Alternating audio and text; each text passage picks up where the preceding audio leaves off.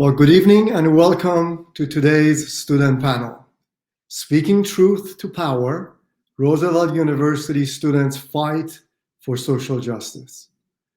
For a university founded on the principle of social justice, it would be understandable to be disheartened by the event of this past summer.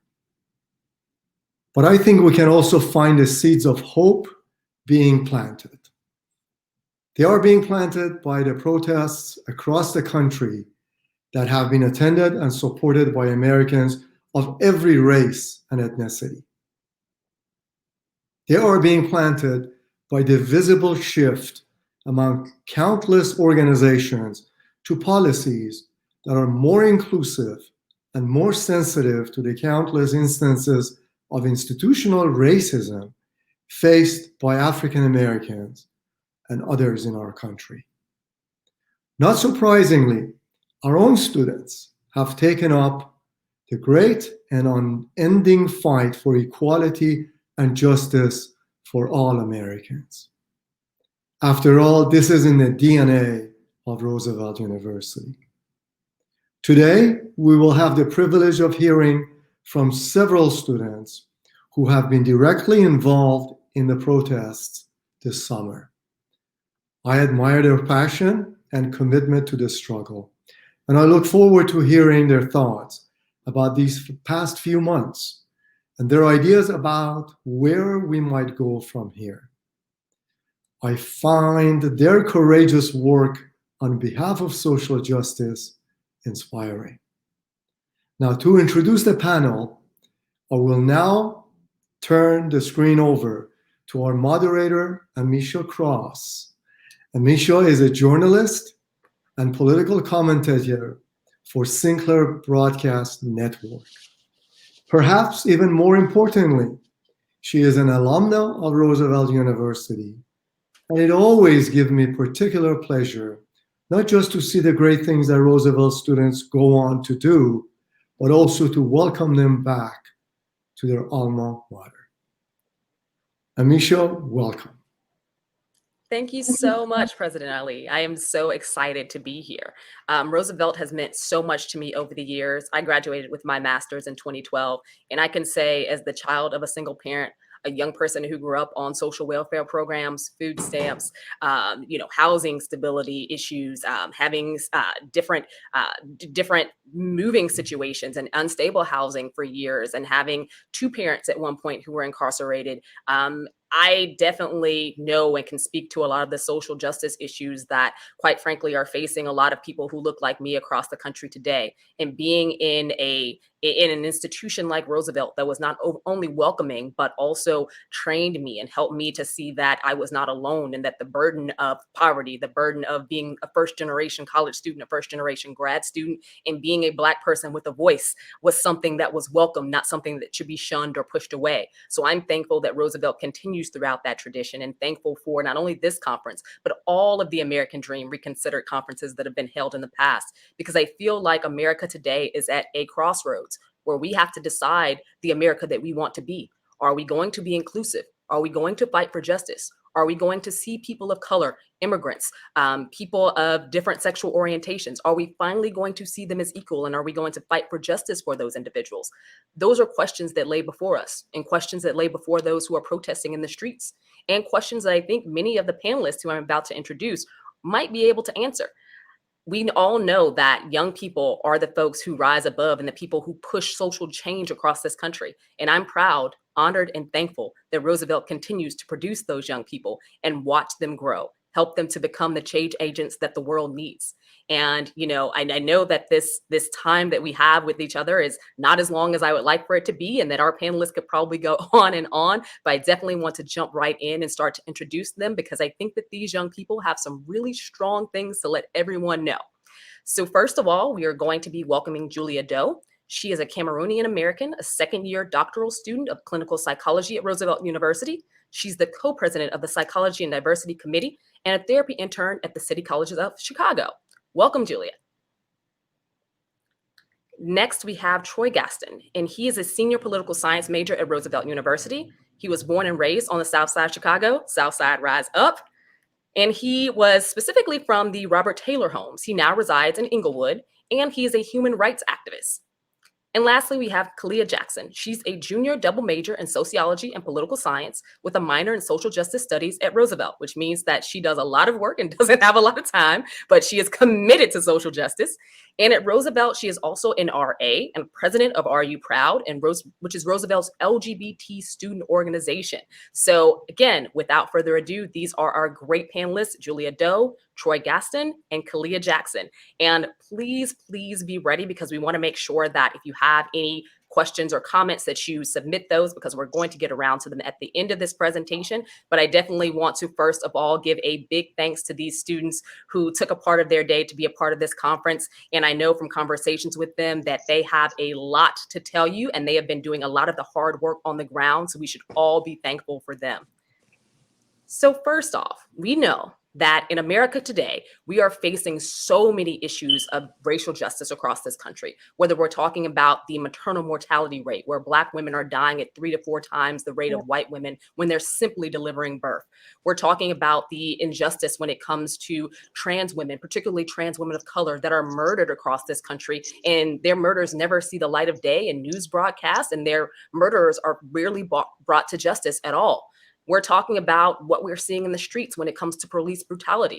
I don't know about you guys, but I know that hashtag after hashtag, at this point, I'm exhausted with seeing hashtags and not seeing the levels of police reforms that we need to see across this country and in our local communities to actually change things. We just got off of the nationwide protests and the global protests, specifically related to George Floyd's murder. But we're also seeing the cries continued for Breonna Taylor. As you guys know, she is not, her murderers have not been brought to justice. They haven't even been yet charged.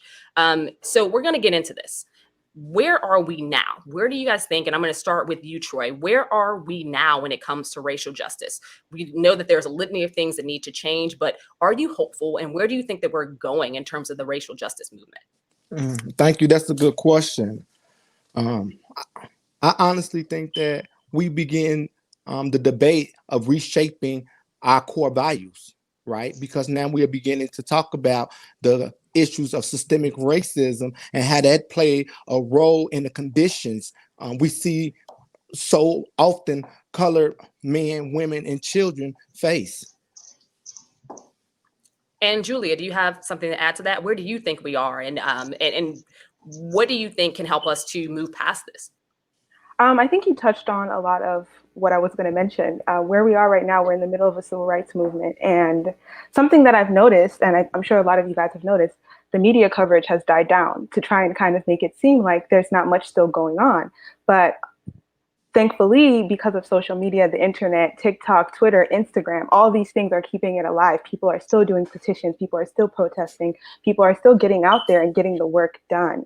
So I would say that's where we are right now. We're having more conversations. We're having more dialogue. We're having more openness to having discussions about these things and holding people accountable, holding these systems accountable, which is, it could be your job, it could be your school, it could be the hospital, anywhere. People are speaking out and writing in letters and asking people for change. So that's what's going on right now. And all we can do is just keep on fighting. And Julia, you say people, but most of these people are people within the age group of the folks on this panel right now. Yeah. Like, it is young people, it is college students, it is recent grads, it is young people who are really, holding the feet to the fire once the news cameras and the lights go down. You guys are still in the street. You guys are still on social media. You're making this news and making it matter even when the cameras, have moved on to the next great thing. Kalia, I want to come to you right now, specifically around what you think are some of the successes and the failures of this racial justice era that we are in right now. And I think there's probably a very long list of those, but in your mind, being somebody who's, put your feet to the pavement out in these streets when it comes to the social justice movements, what are some of the successes, some that you've seen, and where do you think we could do better? I think definitely one of the successes, like, it's very obvious connection. It is like almost bizarre to me how quick TikTok has connected so many different people and how quickly people are getting organized over social media. I remember in the summer when all the riots were happening, not being able to go through my Instagram feed without seeing like, okay, everybody watch out on this street, or if you need somebody to come pick you up, I'm going to come pick you up over here. And I think that's very beautiful to see all these people across so many different platforms get connected and get organized. I think as for failures go, I don't know. I have a hard time like dubbing anything a failure, because especially when it comes to like social issues, because it's so complex. You know, it may work now for a couple of months and it may not work in a couple of months later. So I don't know. I'm gonna have to hold off of dubbing a failure, but that's all I have to say for now. Julia? I can give you some failures if you would like. Go ahead. So I have noticed there has been a lot of performative activism, and this is not only just on social media with people who put hashtag BLM and then never do anything else, or post the black box on a Blackout Tuesday, never do anything else, but this is politicians as well, right? These are people that are supposed to be making laws that are protecting us as people, but they're doing nothing about it. I remember there was the whole kente cloth ceremony. I don't remember what's her name? I forgot her name, but when they knelt down with their kentes on, and I was like, okay, but have the killers been arrested? Yes or no? And it's kind of like doing things like painting Black Lives Matter murals on the streets and changing boulevards to Black Lives Matter Boulevard. Those are nice things to show solidarity, but they're almost like a distraction to keep us feeling like change is happening when it still isn't. And I think a lot of more people are aware of that now. In the past, we may have been able to fall for that, but I think more people are aware of that now and having that conversation, which is why we are still fighting. And I noticed that there's also been an increase in white supremacists being vocal. It was often shamed to come out and speak about being a white supremacist, but now it's like a badge of honor you can wear, right? You're having white supremacists who are getting interviewed on TV and saying the N-word like it's okay. And you have situations with new groups forming where it's even younger and younger white kids are getting indoctrinated into these situations online, in person, and they're just being more bold and loud about it now and using different language to try and make it, to disguise it as to something else when it is what it is, white supremacy and anti-Blackness. So that's something that I've noticed has really increased, and nobody's been arrested. Well, Julia, you said a mouthful and hit on a few things that were on my list. So check.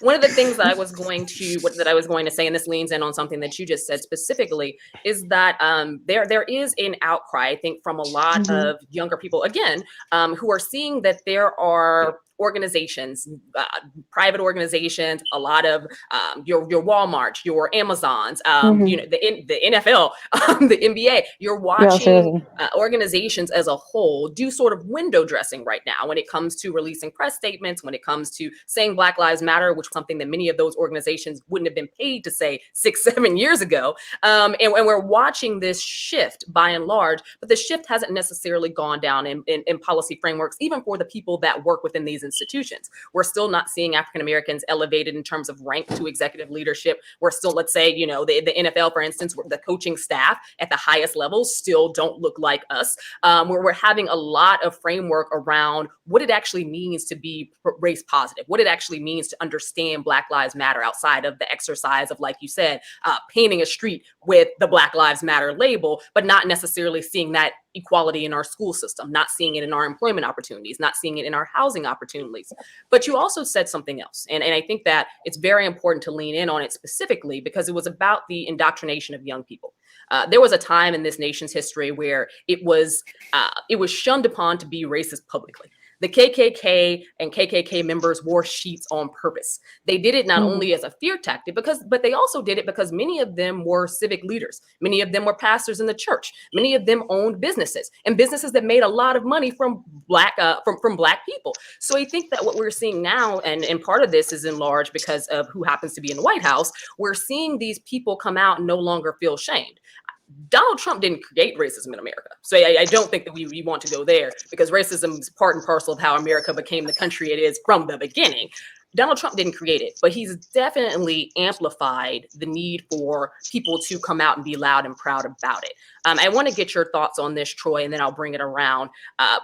President Trump, it was announced today, a couple hours before this broadcast, he is calling against anti-racism teachings. He is calling anti-racism teachings in universities and on, school campuses across this country child abuse. And he wants to replace them with what he calls patriotic education. Troy, I want to get your direct response to the president's push against anti-racism teachings, and what do you think his idea of patriotic education actually means? I mean, it's infuriating, right? Because this man going to the core to really try to hurt our system. He really ain't just trying to divide. He wanna stroke hurt and pain. If he lose, he go out with a bang. Because when you talking about messing with history, right? You talking about messing with how we frame our children's mind, on how we help create a moral compass, right? And to say that we need to remove or not even include anti-racism within our education system says that you want to continue to perpetuate patriotic normativity. Okay, that's what I got to say about that, and it's frustrating. You're really dropping some gems here, and I want to bring Kalia into this as well. So there is something that we hear on social media a lot, institutional versus systemic racism. And I would like to hear from you what that breakdown actually means. But before you do, I want to say this. There are a lot of people who take real offense to being called racist, but don't take offense to actually living their racism out. So when we talk about this, we also have to be mindful that there are several people who don't want African Americans in their schools, who assume that when we get there, it's because of affirmative action, who assume that somehow, we won the lottery to get housing in communities that they're in because they never really wanted us there to begin with, who are still, are very strongly supportive of institutions like redlining and a criminal justice system that is failing because their people aren't the ones falling under the weight of it. So when we talk about institutional racism and systemic racism, what does that mean to you? And what do you see as that breakdown in 2020 and beyond? Okay. This is a big question. So let's just start with how to break down institutional and systemic racism. So institutional racism would be a part of and how systemic racism functions. The institutions that we have are refractory, meaning that they have the possibility of healing and doing really good things, and they also have the possibility of doing really terrible things, as we can see. And when they're a part of this system, that means that all of these varying institutions are all saying, we want the same result, which is the oppression. And in this conversation, the oppression of Black people. Can you remind me the second part of your question? The second part of the question is, how do these manifest in 2020 and beyond? Because we're seeing systemic, we're seeing institutional. Do you think that there's progress on one versus the other, or are we in that same spot? What does that look like? I think now we're in the time that we're seeing how pervasive and also the effects of how adaptable, oppression is on all these oppressive forces in our lives. And that's actually the function of oppression, is to be adaptable and to be pervasive. It is to impact every single aspect of our lives. It is why we had to fight to get Band-Aids that look like me. Who is considering these things? Who is thinking about these things? These little minute details that we brush off in our day-to-day lives that directly impact how we view ourselves. And I think, and I hope, and I believe, I truly do believe that in this time, we are all learning, we are all reading and having these conversations where we're sharing this language and sharing these ideas so that in the future, we may remove these institutions and stop them from functioning the way that they currently are. Facts. Really good points. And you said that there was a large question. You handled that well. Go ahead, Kalia. Thank you so much. My next one is going to revolve around, and I think we'll start with Julia on this one, is going to revolve around partisan politics. So, in the social media sphere and in a lot of conversations, the Republican Party, especially the party of Donald Trump right now, has committed several atrocities, not only when it comes to the treatment of undocumented immigrants, the families of those immigrants, parents and family separations, but also when it comes to the African American population, women in general, and poor people living in poverty. But those are things that are often amplified. When Republicans do something wrong on the race framework, on the poverty framework, the whole world seems to hear about it. It's something that is in print a lot. It's something that is on television a lot. It's something in social media a lot. But you all, and myself as well, we're from Chicago. And we know that Chicago has been under Democratic control since the 1930s. And Chicago also has the moniker of being one of the most segregated cities in America. A city in which we know the huge difference between the haves and the have-nots, that oftentimes many Black people don't see beyond the South or the West Sides, or in many cases, the communities they grew up in, and that, our education system has issues. The policing system has issues. Hashtag Laquan McDonald. There are so many things that are going wrong in the city of Chicago, which has been led by Democrats for decades. What do you say about, what does this say about the entrenched systems of the racism that we're seeing? When we're talking about systemic racism, when we're talking about institutional racism, is it something that you see as party specific or something that you see as greater than that? Oh, okay. So that's a big question too. But just want to say I'm not from Chicago. I don't want to take anybody's cool points. I'm from Maryland. I'm Pittsburgh repping 412, baby. So I'm from Maryland, and I just moved to Chicago last year. So I've been here for a year now. And I will say, it's almost, I'm not shocked, but I am kind of shocked. Like, I didn't realize how bad it was until I was here. Do you know what I mean? When it comes to the question about whether or not white supremacy is something that's perpetuated by Republicans or Democrats, white supremacy is perpetuated by all of them, all parties. The foundation of America is white supremacy from the beginning of everything. When we're talking about all systems, whether it's politics, healthcare, education, everything is founded in white supremacy. When we have people that are in power, you notice that that's usually white people. When we see what we're learning about in school, we're usually reading from white authors. We're reading about white history with a sprinkle little dash of blackness. When you're talking about hospitals, the people that are at a higher rate of having healthcare disparities are usually Black people, because you have these healthcare practitioners and things who are also upholding the systems of white supremacy. I want to go back to that question you asked earlier about what is systemic racism. And to me, that's when you have individuals within a system that they themselves may be racist, and they are having policies, actions, laws in place that are becoming the foundation of what we call whatever system we're referring to, and everybody else just goes along with that. So that's why I don't think either Democrat or Republican is white supremacist. I think they both are. I think they both fall under that. And what was the second part of your question, please? So sorry. No, I think that was a great response. The second part was going to be specifically, how deep do you think these systems of racism are entrenched? If you say that they are, we can see them in both parties, this is beyond partisan politics, and I would agree with you on that. How deep do you think they are, and what can we do to move beyond them? As far as how deep they are, I think, like I said, they're the foundation of everything. When you asked specifically about Chicago, you mentioned earlier about redlining and the separation of the North and the South. I mean, even just this past summer, when the curfew went into place, right? We saw who was policed more about that curfew. We saw who was arrested more about that curfew, and how much short time people were given.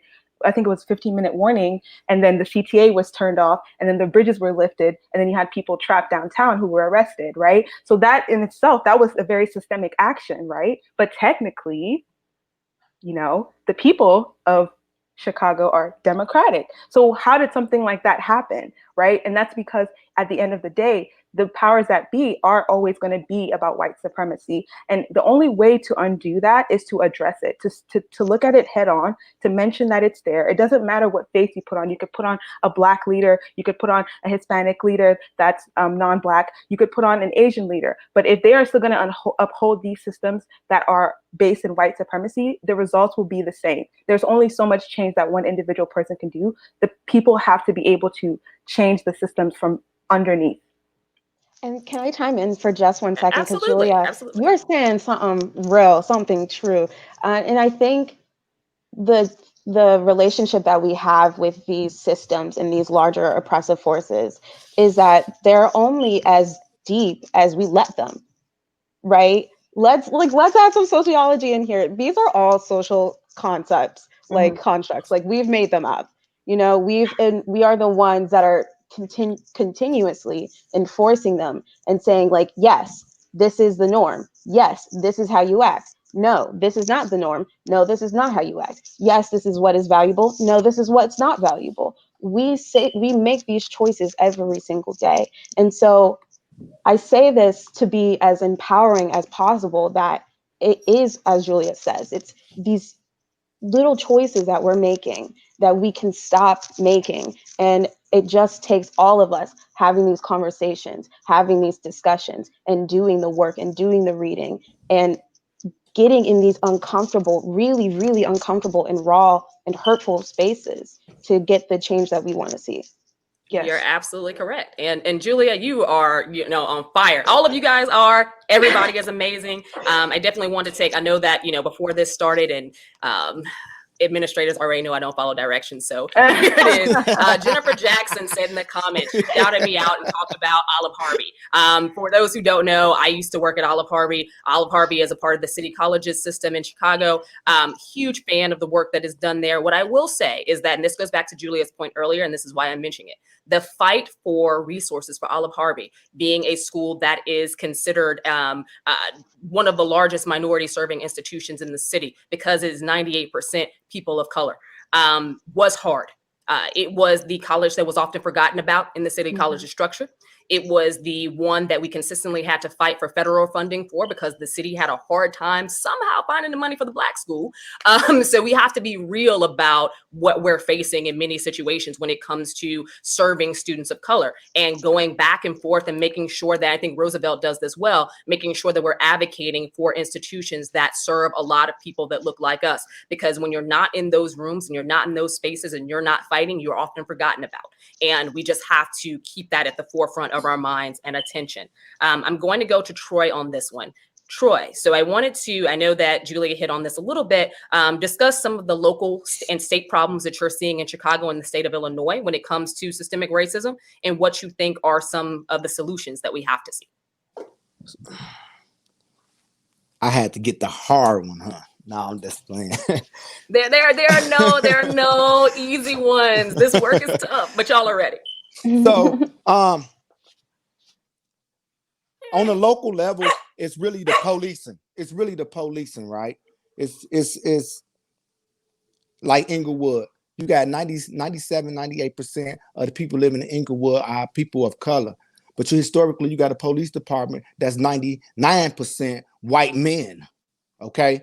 And you stigmatize this community, so white people don't come in this community. Now you give white men the power to only utilize policing powers on Black bodies, right? Okay. And Cook County Jail, the volcano of coronavirus. You can trace 1 in 6 people to having coronavirus back with people in Cook County Jail. So it's some big problems that can that we facing, but we do get solutions, right?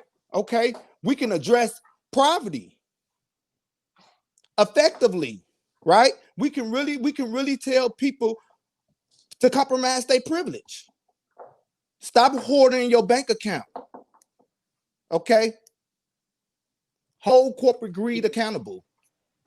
You're getting into those uncomfortable conversations, Troy. I can feel the money pockets getting shaky. We want to, and since you led with that, this one is going to go to Kalia. We want to touch on the connections between money, power, and racial inequality. As you know, people with the largest pockets tend to be the ones with the biggest voices and the ones that get heard the most often. But we want to break that down into how it actually affects African Americans, Latinos, how it affects minorities on a daily basis when we're talking about moving towards racial justice.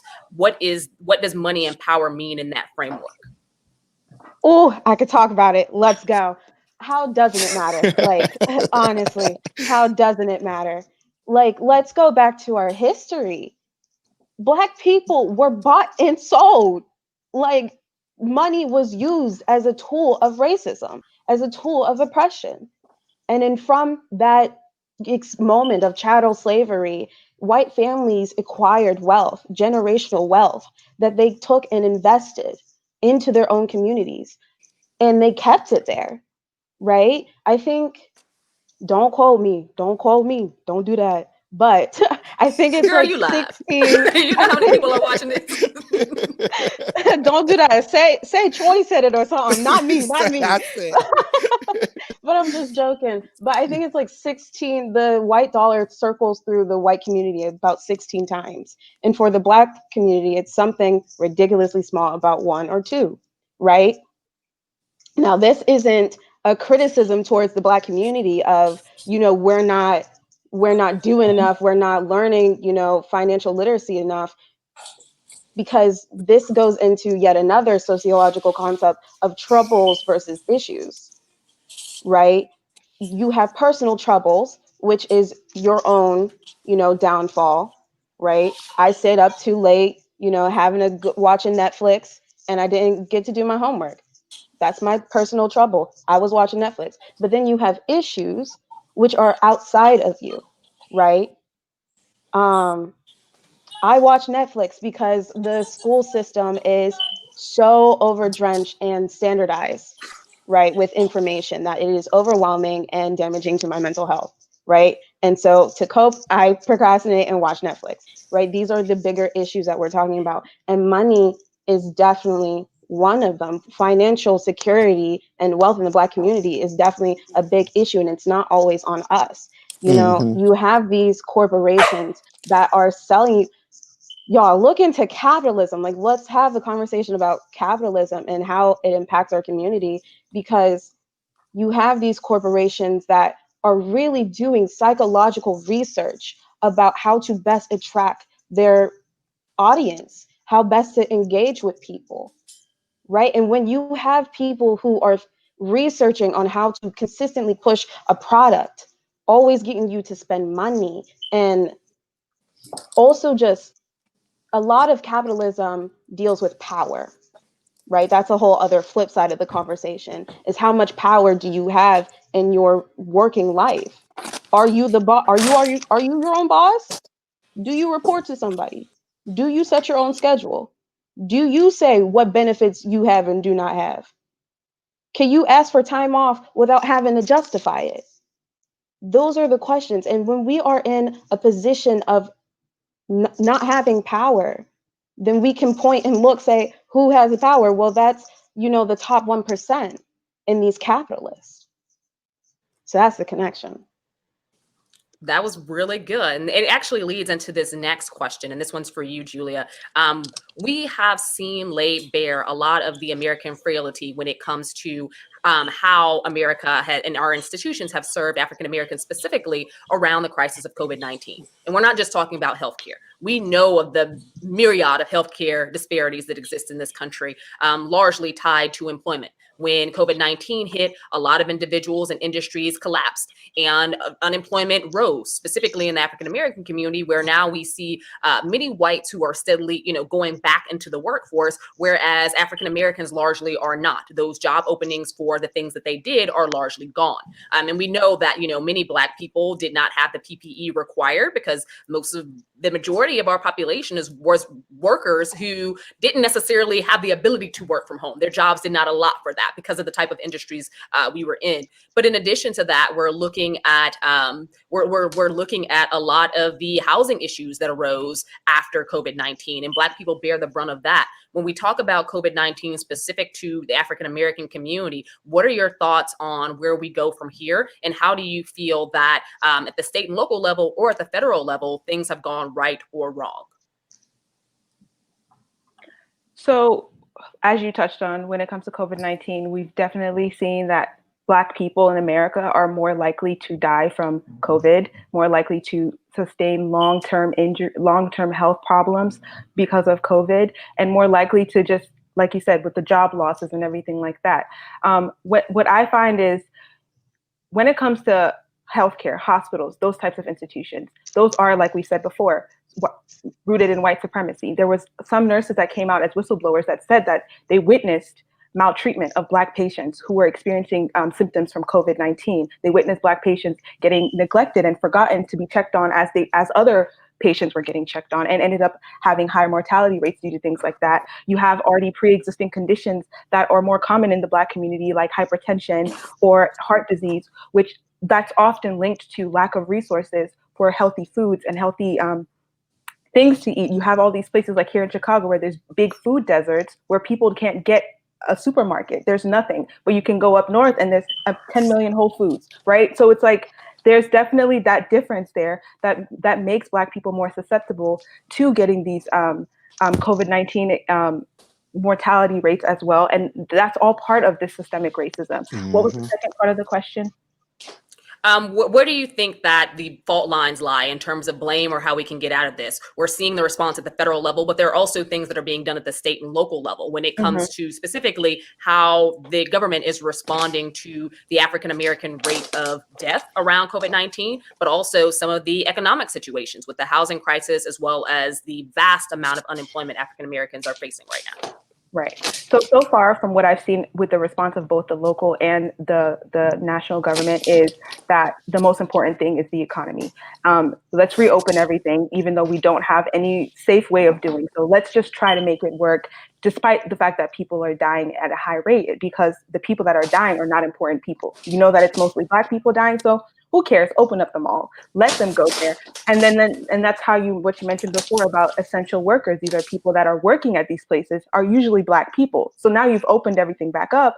Black people who were getting unemployment checks from COVID were getting supported, were sometimes making more than they were making from their own hourly jobs. We're losing their unemployment and having to go back to work and opening themselves up to having COVID as well. In that sense, I find that at all of the government levels, there hasn't been enough action to help prevent the spread of COVID, to help support these communities that are suffering. There hasn't been any sort of enough pause or at least a break when it comes to housing, when it comes to rent, mortgage, when it comes to even just helping people with, I know unemployment checks have gone down up to more than half of what it initially was. I mean, they are steadily opening everything back up and forcing people to go back to work, but nobody's helping people from all the times when we weren't working. So now we're in this place where we owe money, we're back on rent, we're getting kicked out of their homes, and there's no support for that. And when you compare that to other countries, like in Europe, I think it's France, who's been paying their citizens steadily to stay at home and stay safe, because we know that it's not safe yet. So when it comes to our government, it seems like the only thing that matters is money. And because the people that are getting the most affected are Black people, nobody cares. Now, if this was something that was affecting white middle-class people at a high rate, we would not be going back to school. We would not be going back to work. We would not be doing anything until we figured out what was wrong, because that's what matters. Right now, the people that are going back to school are not the people in private schools. It's not the people that have the money to not have to be in these public schools. People that are able to have a tutor come at home and help their kids with SATs and not have to worry about anything. People that can afford it are staying home. And that's usually not Black people. So to add to that, I mean, there's so much greatness and gems coming from this panel. You all deserve to have seats in Congress right now, because Lord knows what's going on there is not helping Black America at all. I want to move now into our next section, because we definitely want to make sure that we have time to get to this part. Each of you have very important personal stories and things that have happened in your life that helped you to shape your understanding of not only social activism, but also what we're seeing happen right now when it comes to a lot of the anti-racism push, but your understanding of America and what the American dream actually means. So I wanted to touch a little bit on that, specifically about how your personal narratives fit into and are part and parcel of who you are and what you're doing right now. So Julia, I know that you have talked about mental health and the stigma around that, and I want to lean in with you for a minute just to have this discussion. Personally, my younger brother committed suicide at 12 years old. For a young Black boy, that is a very serious thing. And it's something that my family and many families across the country have a hard time talking about. We know that mental health and the stigma around it in the African-American community reigns supreme, specifically because we're not generally given those counseling options. And that's not the first place we go. A lot of health insurance that African-Americans may have, and in many cases don't have just because of the jobs that they hold, doesn't necessarily always even allot for mental health services. What do you you feel about the state of mental health in the Black community, but also why is this such a passion project for you? I find that for me, the state of mental health right now is definitely changing because of the new generation. It used to be something that could not be talked about. It's hush, hush, keep it rug, don't discuss this out in public, especially if you're seeing a therapist, especially if you're on meds, you can't talk about this. I think the new generation is trying to be more open about that. And there's more resources in terms of like online people having conversations about this to educate each other. But like you said before, there's not enough resources in terms of insurance, in terms of helping people specifically to those demographics. For me personally, why I wanted to get into mental health care and hopefully become a psychologist is because I noticed that this disparity happens across the entire diaspora of Black people, whether Black people in America, Africa, South America, and the Caribbeans. This happens everywhere. And this is because a lot of the times these systems, these educational systems are starting from a white perspective. Psychology in itself is a very much so white man's field. It is created by white men. It was the people that were researched were white people, white men specifically. And then you have these statistics that they're utilizing and this foundation that they're utilizing to compare to Black people. So that often leads to Black people being misdiagnosed, overdiagnosed, overpathologized for situations that these clinicians were never trained in. I know it's just recently that cultural competency has been a push in the field of psychology, but that's not something that was always the case. So you have decades and decades and decades of clinicians and psychologists who were not even addressing such a huge population of people. And you have now recently people are determining that things like trauma, things like racism and the effects that has on the brain and the effects that it has on generations. It's something that can actually be passed down to years after years of people that are experiencing racism every single day and all these things. But that's just new. So there hasn't really been enough space in psychology and mental health for Black people. And I think that's why Black people shied away from it. Like, oh, that's white people things, because it was.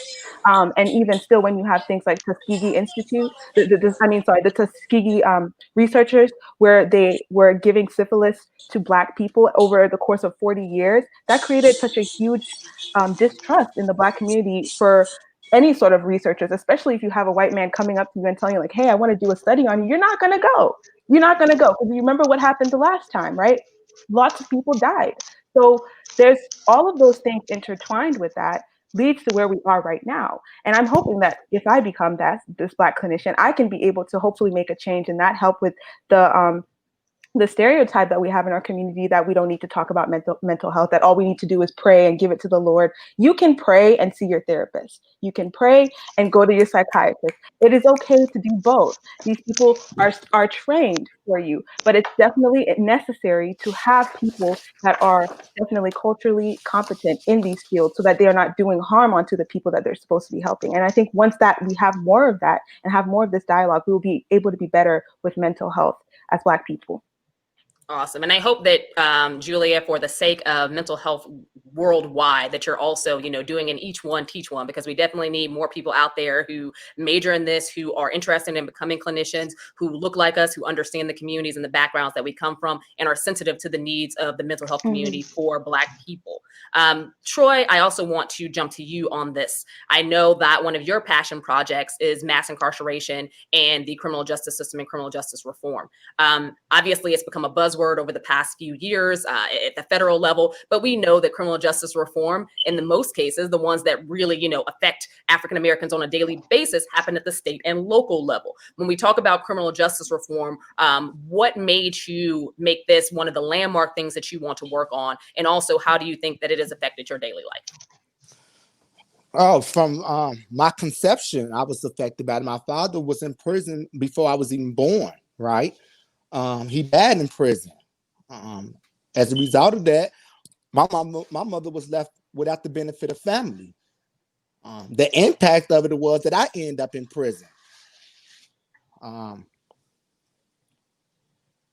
What you see in prison is very much what you see in our communities, where they pay 3% of their budget for rehabilitation, when the Illinois Constitution specifically say that they should be restored right?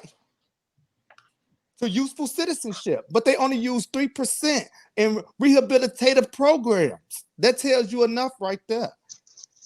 I think that mass incarceration plays an effective role in causing violence in the streets because it leaves these communities vulnerable. When you see the attorney general use what's their new thing they got, legend? Look at the faces they apprehended, right? Look at the faces that they apprehended. But our Congress said that white supremacy was the biggest threat. But they use legend to go to all our communities and take these men out of these communities. And now these families are left vulnerable. So the impacts of mass incarceration of leaving families vulnerable, and especially Black women, I see their lives deteriorating, and my mother and my grandmother. So I'm passionate about this because it's close at home to all of us. I'm glad you were able to share that. And I am, my heart goes out to you. My mother also died in prison. So I definitely, understand the feeling. I adopted my 3 younger siblings when I was a senior in high school. So, you grow up really fast in our community when, Right. the criminal justice system has caused family separations. So again, my heart goes out to you and the fact that you're doing this work and are so engaged in it, because it's something that should not just be a political talking point. Criminal justice reform has to be done across communities of color, and we have to reshape that system. I want to move on to Kalia and be mindful, and I'm sorry about this because we're running a little short on time. I want to make sure that we're able to get to the questions that people have asked, and there are a lot. But Kalia, I actually want to reach out to you about your background as well, because you're an activist in multiple areas. Obviously, you can speak truth to power, and you've done the BLM work, but you're also working in queer rights. And how do those jive together? Because what I do know is that oftentimes, even those who are strong BLM activists, when it comes to LGBTQ rights, they kind of fall back a little, or they don't want to have those conversations. We're seeing all the responses that just came about a few days ago after the Andrew Gillum interview, and how people are trying to wrap their heads around how relationships work when you are someone who identifies as being interested in both sexes, or having been interested in both sexes. In the Black community, we've seen a lot of pushback, let's say during this election cycle when Mayor Pete Buttigieg was still in the race. And there was a poll that came out that basically showcased just how antagonistic African Americans happen to be towards gay people. So I think that, in from your perspective, specifically around BLM and queerness, how does this help to shape your life, and where do you see those two intersect? We don't have enough time. We just don't have enough time. But to just, how don't they intersect? How don't they? I think for me, sexuality was one thing, right? Okay. Finding out that I was interested in just not only men, but also women, and then getting older and starting to read about gender and question gender and talk about gender, being like, okay, I think I like more than just men and women. That was one thing, because I think I was very privileged and very, very, very blessed to grow up in the school that I did, around the neighborhoods that I did, in the time that I did. Even though we all kind of crack jokes about it, like Glee was revolutionary for its time. As terrible as Ryan Murphy did so many things, he got some things right in starting a conversation, right? And starting to show people that we're open and loud and showing queerness out loud, right? And so that's one thing. But then when we get into the conversation of gender, that just blows the roof off of this place, like, honestly, because so much of how I understood my gender was also how I understood my Blackness, of like, you have to be a strong Black woman and stand with your community, and you have to be strong and independent and fierce and sassy, but also hypersexualized, but also like, seriously. And so for me, it was really learning, like, okay, well, what is it to be a woman? Right. And even if we like push back all the things about like gender being a social construct, and you ask women everywhere, what does it mean to you to be a woman? You're going to see the answer varies, right? And if the answer is consistently varying and it's dependent on where you are and who you're around and what you grew up with, then how can I say for sure that I am a woman, right? And then if I can't say there is no, textbook definition, I have to ask, okay, when people, how people say, hey ladies, good night ladies, hey girl, I'm like, do I look like a woman to you? What does this look like, right? And so then there's a conversation of, how do you show up, right? I find it so hard to very proudly show my queerness, because it takes so much nuances to have there's so many nuances in having these conversations. We're all coming to the conversation at different points in time with different levels of understanding and own personal healing, right? I didn't realize how much personal healing I had to do for my own self and how I viewed sexuality and gender, right? How I even viewed misogyny in women, right? To get to the core of myself. And so that's how I came to it. And it all came through from love, loving myself, being surrounded, steeped, crafted, molded, however, I am made in love. And I know that, right? The people that I come from, my grandparents, God bless them, loved me. They made my family that loved me. I was placed on this earth and surrounded by friends who loved me. And through them, right? Through them loving me and showing me this love and this kindness and accepting me as I am, I'm able to live and show and proudly advocate and plan my life and live my life on this earth the way that I want to, with no shame, no fear. And that's I it. think you just inspired a lot of people, Kalia. On this, I'm going to move through now into the Q&A portion, because we do have a lot of questions. So I'm not going to ask each of you to respond to the question simultaneously. I'm going to go through, ask one question, choose a person, ask another question, choose a person, just for the sake of time, so we get as many questions as we can before we have to wrap this up. Our first question is from Heather Burleson, and it's going to go to Julia. Heather says, my question comes from being white and talking to many other whites who feel put off by the BLM movement. What can be done to bridge the racial divide in this area? I was hoping to get that question. Okay. That's a great question. It's very brave to ask that question, because I know a lot of white people think that and they're afraid to say it. Here's how I'm going to phrase it, right? There's this thing about whiteness where you feel like you have to be the center of everything. That's what you've been raised to feel like with school, with the media, with politics, everything. You see yourself there. So sometimes when you have people that are saying things that has nothing to do with you, you feel triggered, you feel attacked. Okay. When people say Black Lives Matter, when people say that they're proud of being Black, that doesn't inherently mean that we hate white people. That doesn't inherently mean that white people are not a part of this, right? But a lot of the times when you hear white people who are like white supremacists talking about their pride, it has to do with putting other people down. So I think a lot of times when white people are hearing Black people say these things, they're assuming that Black people are trying to put other people down. We're not.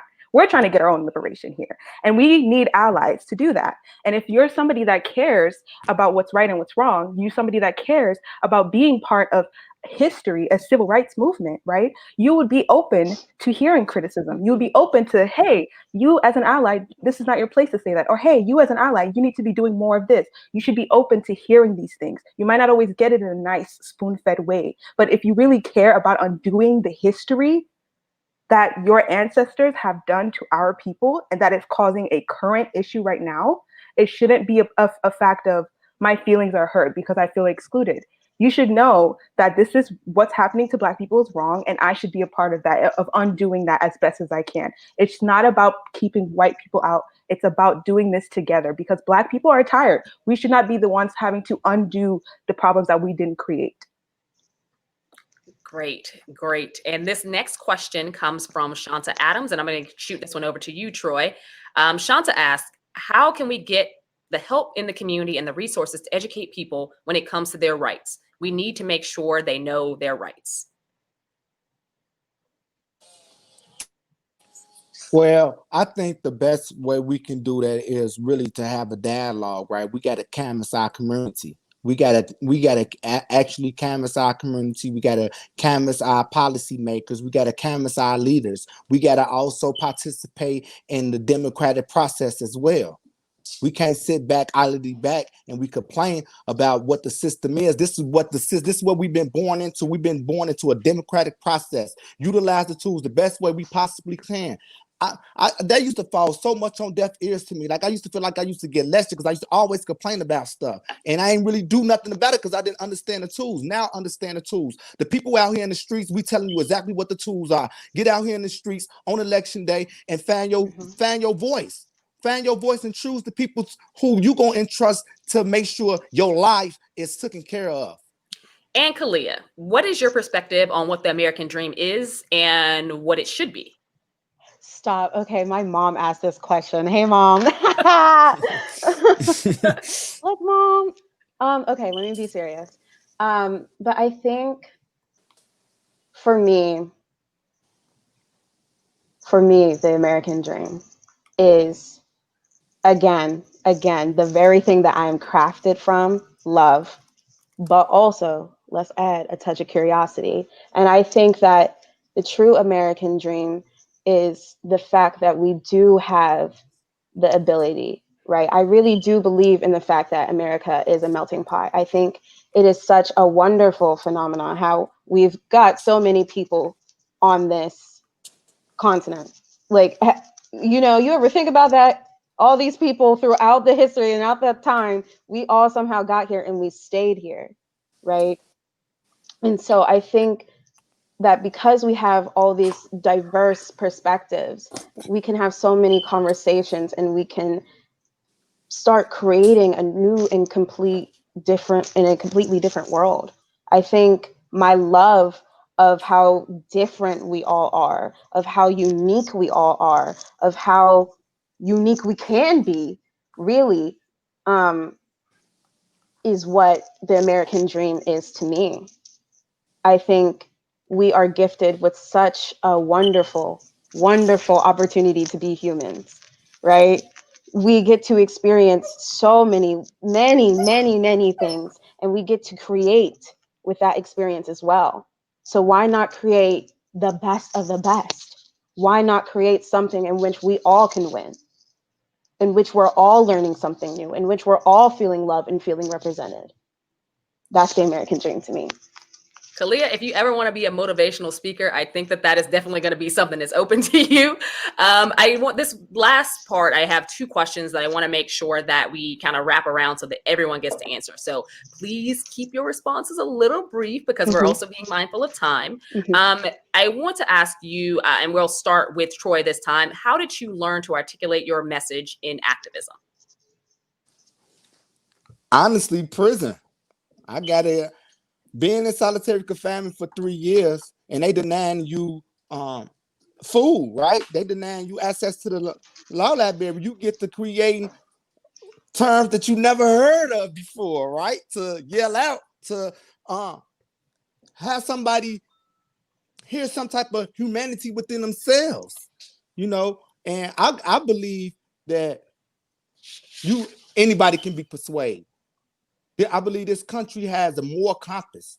So I think anybody can be persuaded with facts and truth. So that's where I found my voice. And same thing for you, Julia. Where did you find your voice and how did you learn to articulate that in terms of your personal activism? I feel like I'm still trying to find my voice. Even though I talk a lot, I'm not always necessarily like feeling like I know exactly what I'm saying. I know how I have the emotions and the feelings because I'm a Black woman, I'm an African woman. So I kind of like being in America and seeing how things are done. It's upsetting to me. It's like, we need to make a change. And I want better for my kids, my future kids and my future lineage to have a better life, a better experience. And I'm just trying to do my best as a person. And I realize that I also have privileges and I should be using them. I have privilege of being a student in school, of having parents that can afford to help me, and being able to have these conversations right now instead of being at work. Like, that's a privilege. And I'm trying to take that space and use that up as best as I can. And I think I'm still learning as I go. And the same for you, Kalia. I feel like you have honed your voice so well and own your person. How did that come about for you, and how do you think that shapes how you present in your activism? Mm-hmm. I think that I've always had a voice. I think you asked me how do I get it? I don't know. I just live my life and somehow I'm talking and I'm saying things and I'm filled with so much passion and everything. And I think the real struggle is to feel comfortable using your voice, right?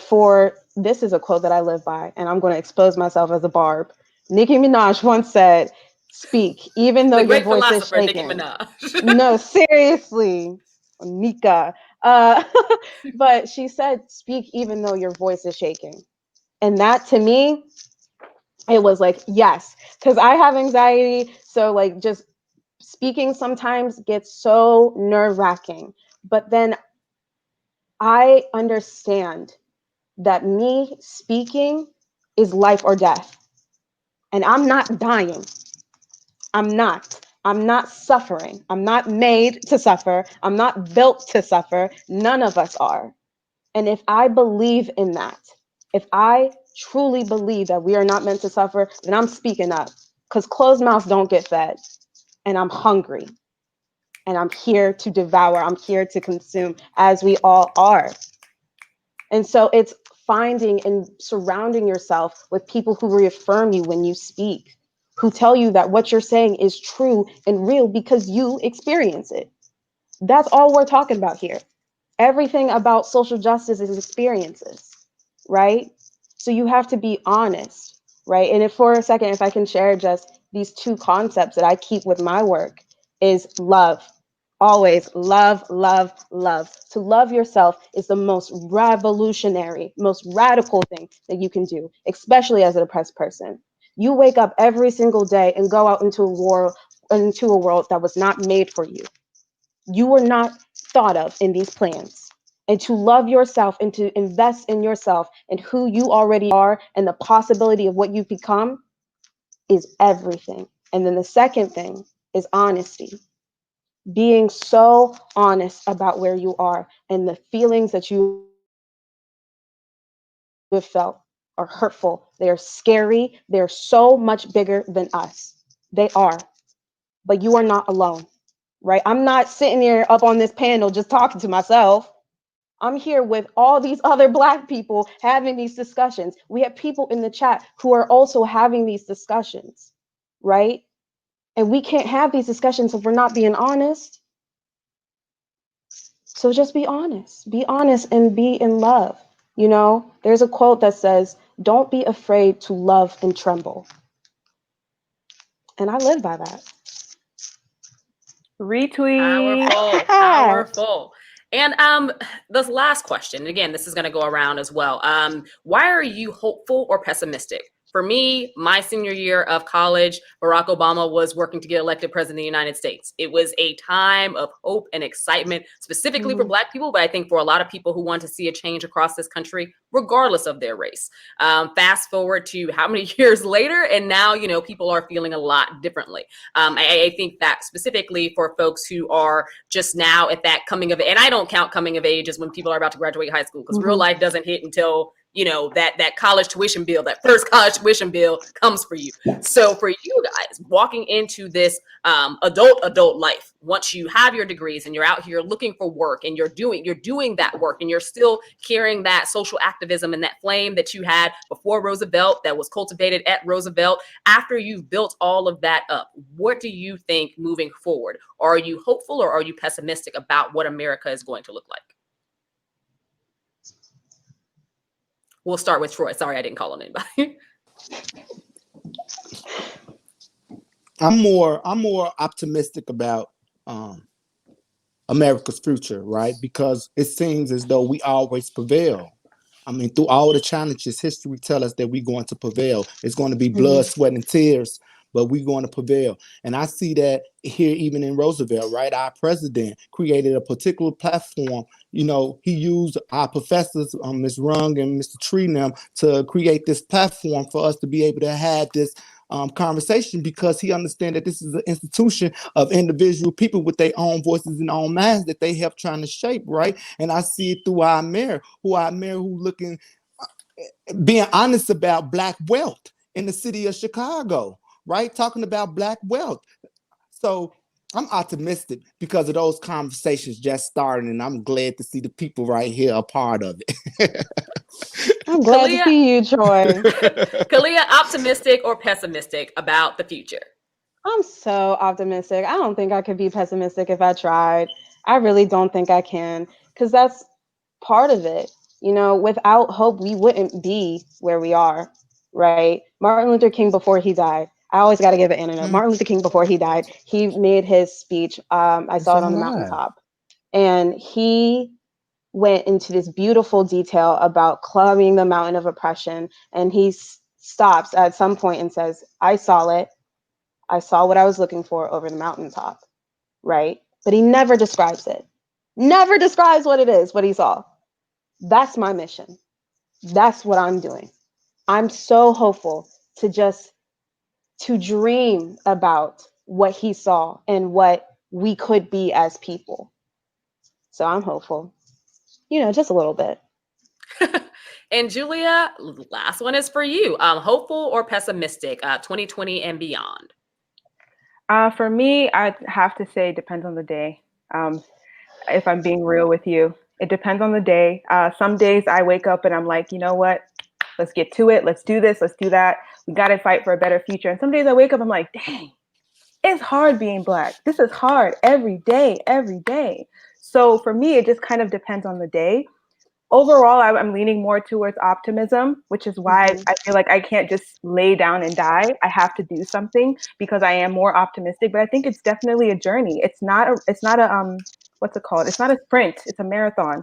We're going to be here for a long time. This is the same journey that our ancestors have been fighting for centuries. So it's kind of like we are either just going to lay down and die or keep going. And that's what I tell myself. And I just make myself keep going. But I can't necessarily say one or the other. I'm leaning more towards optimistic though. But some days are hard.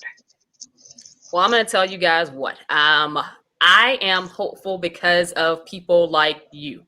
I think that, you know, going through this process, getting to learn a little bit more about each of you, it gives me hope as a Black person in this country. It gives me hope about young people. Not everybody's out there tasting Tide Pods. It gives me faith that, you know, the mantle is going to be carried on, that there are people who not only understand the history, but are willing to roll up their sleeves and fight. There are people who have had these experiences, and they're not folks who are going to take these degrees and not use them to influence their communities. What we see all too often, and sadly, I've seen this firsthand, is that we have educated, strong, articulate African Americans who, the minute that they get a chance to get out of the Black community, they take that chance and they run. The investment that it takes to continue to serve, the investment that it takes to continue to fight. It is a thankless job in most situations, but it's one that we can't count on others to do. So I'm thankful for Troy, Julia, and Kalia, because one, you guys have brought sunshine to an otherwise dreary day. I'm actually in Atlanta today and it's been raining all week. But you have also showcased exactly what the future can look like. And you're putting those things into action now. So I know Roosevelt's thankful to have you. We're thankful to have had you to give some of your time tonight. Judging by the comments, there's a lot of love for all of you. This sounds like a sheer fan club. And again, I want to thank all of you guys for, you know, showing up, being extremely willing to share your life experiences. I know that a lot of those things are very personal to you, and being as open and honest and engaging as you happen to be during this session. So thank each of you. Thank you. Thank you so much for that, Ameshia. We appreciate you moderating this and keeping us going. We really appreciate you coming back and doing all this. And thank you to everybody behind the scenes as well, Dr. Rung and everybody else that Troy said earlier. We really appreciate being here. Yeah, I want to thank our whole dope Roosevelt staff. Come to Roosevelt. Y'all see how we rolling. Y'all see how we rolling. Mhm. And lastly, I know that, this is the last actual panel of the conference. And as you know, this is an annual conference held by Roosevelt University. Great speakers, as always.